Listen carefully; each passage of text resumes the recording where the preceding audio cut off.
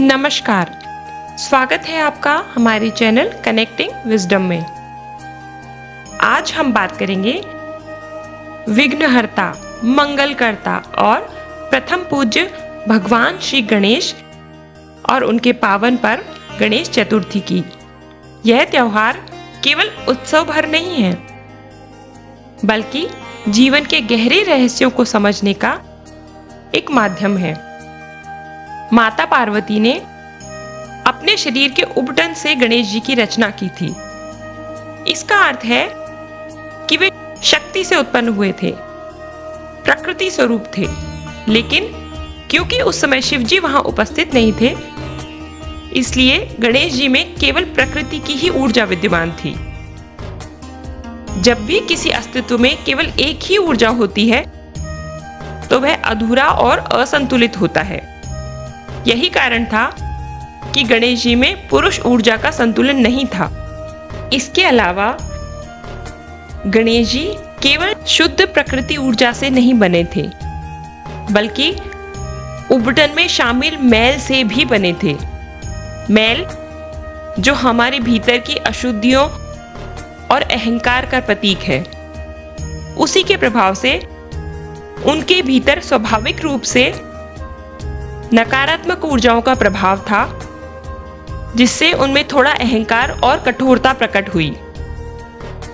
इसी कारण उन्होंने द्वार पर खड़े होकर स्वयं भगवान शिव को भी रोक दिया, और केवल रोका ही नहीं, बल्कि उन्हें युद्ध की चुनौती भी दे डाली।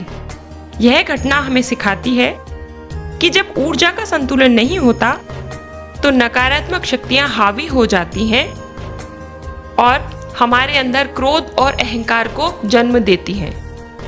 जब शिव जी ने उनका सिर काटा, तो यह अहंकार और कठोरता रूपी नकारात्मक ऊर्जा के नाश का प्रतीक था। और जब अपनी प्राण शक्ति से उनके ऊपर शिव जी ने हाथी का सिर लगाया, तो वह केवल नया जीवन नहीं था, बल्कि शक्ति और शिव के संगम का प्रतीक भी था। उसी क्षण से गणेश जी वास्तव में शिव और शक्ति दोनों के पुत्र बने। अब उनके भीतर स्त्री और पुरुष दोनों ऊर्जाओं का संतुलन स्थापित हो गया था। यही कारण है कि वे विघ्नहर्ता बने, प्रथम पूज्य बने। जिसने अपने भीतर की ऊर्जाओं को संतुलित कर लिया, वही जीवन की हर रुकावट को अवसर में बदल सकता है। इसी कारण हर शुभ कार्य की शुरुआत श्री गणेश जी के स्मरण से होती है। गणपति बप्पा का रूप हमें कई गहरी बातें सिखाता है। उनका हाथी का सिर शक्ति और विवेक का संगम है। उनके छोटे नेत्र ध्यान और गहराई से देखने की शक्ति का प्रतीक है। उनके बड़े कान यह याद दिलाते हैं कि ज्ञान पाने के लिए सुनने की कला आवश्यक है। और उनकी छोटी सूंड और बड़ा पेट धैर्य और सहनशीलता का संदेश देते हैं। उनका वाहन मूषक हमारी इच्छाओं का प्रतीक है। जब हम इन्हें नियंत्रित कर लेते हैं, तो ये हमारी सारी इच्छाएं पूरी करते हैं और हमारी सेवा करते हैं। उनका बड़ा सिर संतुलित और व्यापक बुद्धि का प्रतीक है। और सबसे महत्वपूर्ण, उनका संपूर्ण रूप हमें बताता है कि जब तक हम अपने भीतर स्त्री और पुरुष ऊर्जा, शक्ति और शिव का सामंजस्य नहीं करते, तब तक हम पूर्ण और संतुलित नहीं बन सकते। गणेश चतुर्थी हमें यह सिखाती है कि जीवन में आने वाला हर विघ्न कोई बाधा नहीं है, बल्कि आत्म विकास का अवसर है। जब हम गणपति को अपने घर लाते हैं, तो इसका अर्थ है कि हम अपने भीतर ज्ञान, प्रेम और सकारात्मक ऊर्जा को आमंत्रित कर रहे हैं।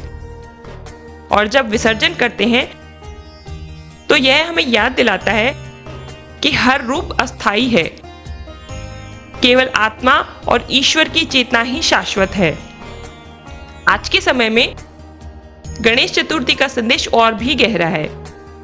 इको फ्रेंडली मूर्तियां, सामूहिक भक्ति और सत्संग और सकारात्मक विचार हमें यह याद दिलाते हैं कि सच्ची पूजा वही है जिसमें हम प्रकृति, परिवार और समाज का ध्यान रखें। गणपति का आशीर्वाद तभी मिलता है जब हम अपने मन को भी शुद्ध करें। गणेश चतुर्थी हमें एक ही मंत्र देती है, विघ्न को अवसर मानो और हर शुरुआत में ज्ञान को साथ रखो।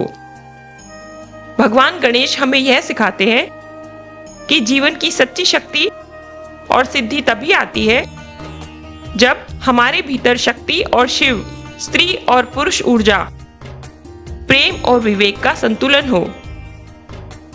तो आइए इस पावन पर्व पर हम सब मिलकर प्रार्थना करें कि भगवान गणेश हमारी बुद्धि को शुद्ध करें और हमारे जीवन से विघ्नों को दूर कर हमें सही मार्ग दिखाएं।